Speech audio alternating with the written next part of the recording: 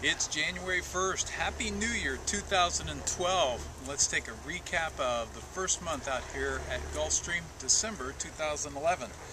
Before we do, can't say how happy I am to start the new year off. Can it get any better when you got all your kids here at home with you? Gulfstream opened on December the 3rd. Kim and I came out here on opening day. And we had a good time. We had lunch up in the restaurant, and the opening race, I had the opening day winner of the opening race when Kid Strong Fever went wire to wire. On December the 10th, it was the first graded stakes of the meet. It was the grade 3 Sugar Swirl. My pick was Pomeroy's Pistol, who was coming out of the Breeders' Cup, had a rough trip, and as they turned for home,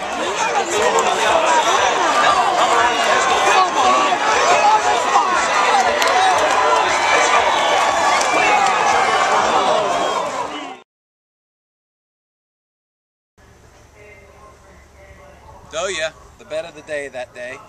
But the bet of the day overall came at the Louisiana Champions Day at the fairgrounds.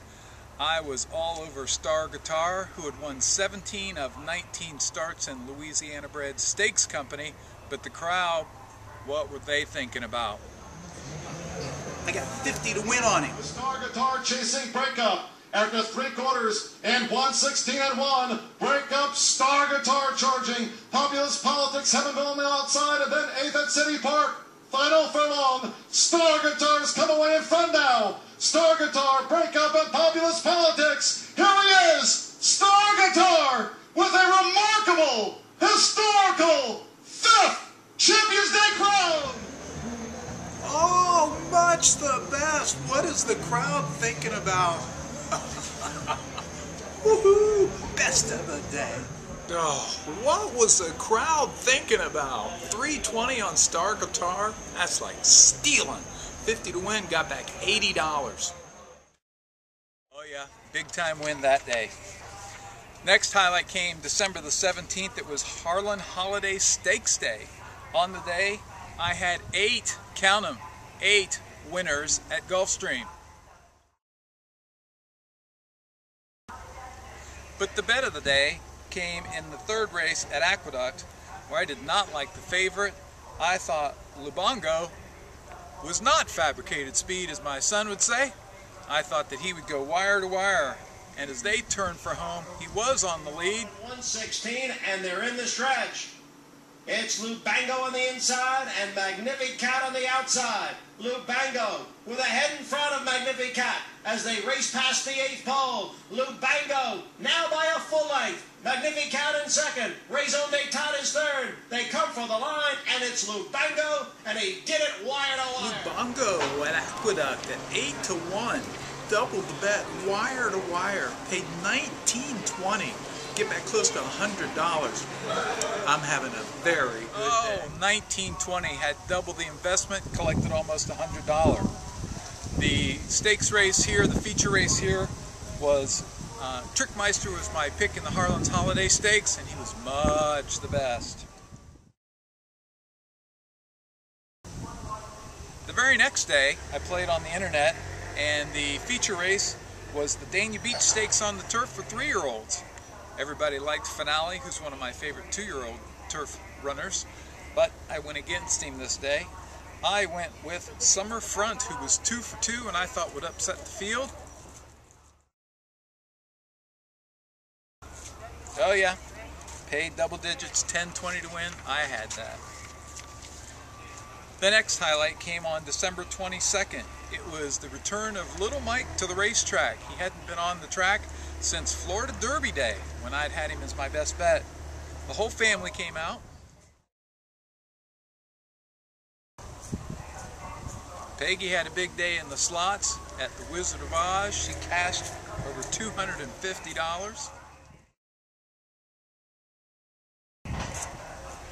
Then it was time for the 7th, and Little Mike, nice turn for home. As always, he was on the lead, and then... And it's Little Mike trying to hold on to the lead. Yankee Fortune and Clement Rock Little Mike set down a furlong to run. Yankee Fortune's coming. Little Mike, Yankee Fortune on the outside, gonna make it a race. Little Mike, Yankee Fortune, here's the wire. Very close. Little Mike or Yankee Fortune. Allie's Event was third. Fourth is either Bergerac or Tannersville. Little Mike, today's best, 30 to win. Oh yeah, bet of the day. Way to go, Little Mike. Cutting pretty close there, buddy. On December 26th, it was opening day at Santa Anita. Thank goodness I had made picks at Santa Anita, because for the first time in the month I was shut out at Gulfstream. There were two stakes races at opening day. The first was Mr. Commons in the Grade 3 Sir Beaufort going a mile on the turf. Here's a hot tip. He wins the Breeders' Cup Turf Mile. And as they turn for home, oh yeah, that's why he was best of the day. And then in the Grade 1 Malibu, I thought the Factor would turn it around after two subpar races. Oh yeah, swept the stakes races at Santa Anita on opening day. The last highlight came on December 29th. I was playing at home. My pick in the 8th race was Queen of King Street. And when I was looking at scratches, I was surprised to see he was listed at 15 to 1. So I rechecked my analysis. No, he's legitimate. Thought he'd go wire to wire.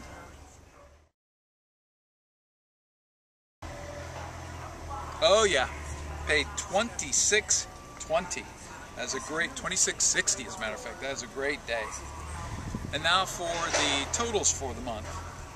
For all Gulfstream races, because I'm picking all the races just like Ron Nicoletti and Jessica Pacheco, the 168 races where my top pick ran, had 50 winners. That's 30%. If you look at my statistics over the years, I'm always at 30%. I was in the money a little bit lower, 51%, and I had an ROI of $1.80, which is okay. It's not where I like to be.